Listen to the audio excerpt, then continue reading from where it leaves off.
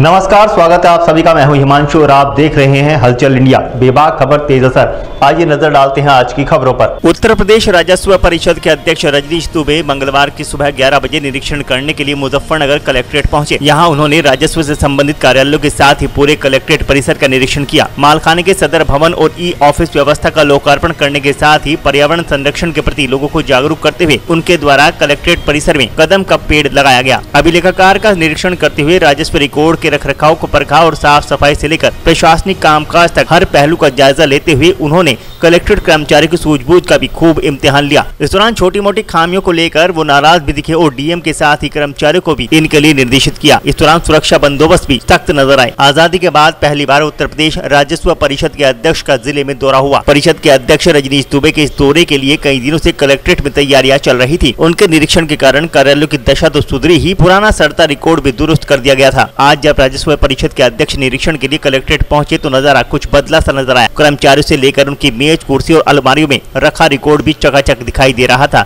यहाँ पहुंचने पर राजस्व परिषद के अध्यक्ष को गार्ड ऑफ ऑनर भी दिया गया। उन्होंने राजस्व के मामलों को लेकर कहा कि पश्चिम का जिला है, पश्चिम में राजस्व वादों की संख्या पूरब के मुकाबले कम पाए जाते हैं। वादों के निस्तारण की स्थिति राजस्व न्यायालयों में संतोषजनक पाई गई है। यहाँ पर चकबंदी का काम ठीक नहीं चल रहा है, काफी खामियां हैं। यहाँ पर एसओसी कार्यालय में एक वाद के आदेश पर ओवर राइटिंग कर आदेश को बदलने का काम किया गया है। इसमें एसओसी न्यायालय के पेशकार बलकौर सिंह को तत्काल प्रभाव से निलंबित कर दिया गया है। इसके साथ ही उन्होंने एसओसी चकबंदी विजय कुमार के खिलाफ भी मंडलायुक्त ऋषिकेश भास्कर यशोद को भी जांच करने के आदेश दिए हैं। उन्होंने एसओसी चकबंदी से स्पष्टीकरण तलब करते हुए रिपोर्ट भी मांगी है। रजनीश दुबे ने बताया कि यहाँ पर निरीक्षण में गार्ड फाइल का रखरखाव सही पाया गया है। ईआर के सेक्शन में शासनादेश के रखरखाव की स्थिति खराब मिली है, इसमें सुधार की आवश्यकता है, जिसके निर्देश दिए गए हैं। मुजफ्फरनगर एक बहुत इम्पोर्टेंट ज़िला है उत्तर प्रदेश का, और यहाँ पर आज कलेक्ट्रेट का मुआयना किया गया मंडलायुक्त महोदय के साथ में। डीएम साहब भी हमारे साथ में उपस्थित थे। तो यहाँ पर कलेक्ट्रेट बहुत पुरानी है, 150 साल से ज़्यादा पुरानी है। अभिलेखागार भी यहाँ का काफ़ी पुराना हो गया है। यहाँ पर नया अभिलेखागार बनाया जाएगा और उसके अंदर जो परगनेवार गांव के बस्तों को, लेखपाल के बस्तों को और रिकॉर्ड रूम में जो वादों के बस्ते होते हैं उनको रखने का जो तरीका है उसको भी चेंज करके एक मॉडर्न रिकॉर्ड रूम की स्थापना यहाँ मुजफ्फरनगर में की जाएगी। आज नए मालखाने का भी शुभारंभ हुआ है और वहाँ भी काफ़ी पुराने आयुध रखे हुए हैं जिनका रखरखाव ठीक तरीके से आगे किया जाएगा। यहाँ जो कैंटीन है, यहाँ जो अन्य जनरल टॉयलेट्स वगैरह की व्यवस्था है, बगल में नगर पालिका के माध्यम से सटी हुई बस्ती में उसमें भी नया टॉयलेट कॉम्प्लेक्स बनवाया जाएगा। जहाँ तक राजस्व के मामलों का प्रश्न है, ये पश्चिम का ज़िला है और पश्चिम के ज़िलों में वाद अपेक्षाकृत कम होते हैं पूरब की तुलना में। तो वादों के निस्तारण की तो स्थिति कुल मिलाकर न्यायालयों में संतोषजनक है, लेकिन जो यहाँ पर चकबंदी का काम चल रहा है वो सही नहीं पाया गया है। और एसओसी न्यायालय में जो है वो काट कर ओवर राइटिंग करके आदेश को बदला गया है, जिसमें एसओसी के जो पेशकार हैं उनको तत्काल प्रभाव से निलंबित किया गया है और जो एसओसी हैं उनके खिलाफ भी मंडलायुक्त को जांच करने के निर्देश बंदोबस्त अधिकारी चकबंदी के खिलाफ दिए गए हैं।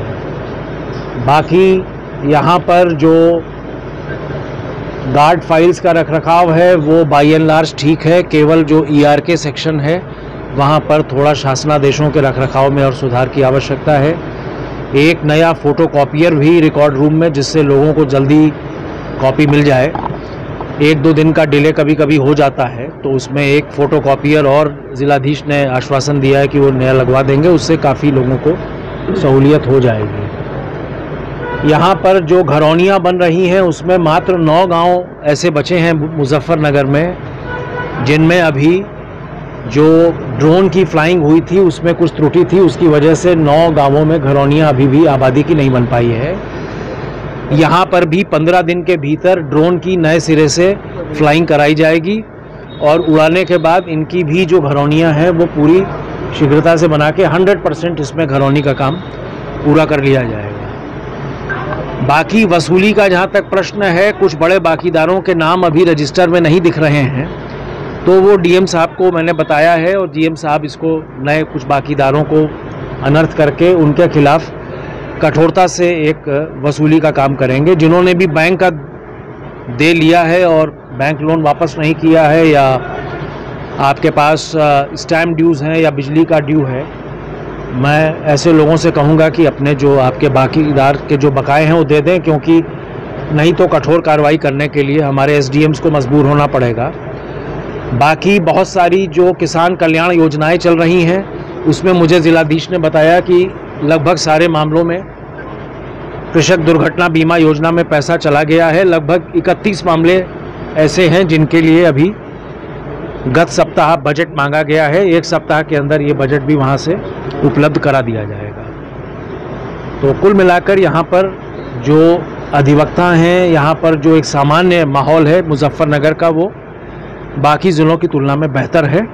Thank you sir. वाद निस्तारण में मुजफ्फरनगर प्रथम स्थान पे है, क्या कहेंगे सर? वक्त हो चला है आपसे विदा लेने का। कल फिर होंगे हाजिर कुछ नई और ताज़ा खबरों के साथ। तब तक के लिए दीजिए हमें इजाजत। नमस्कार। हमारे YouTube और Facebook चैनल को फॉलो और सब्सक्राइब करना ना भूलें।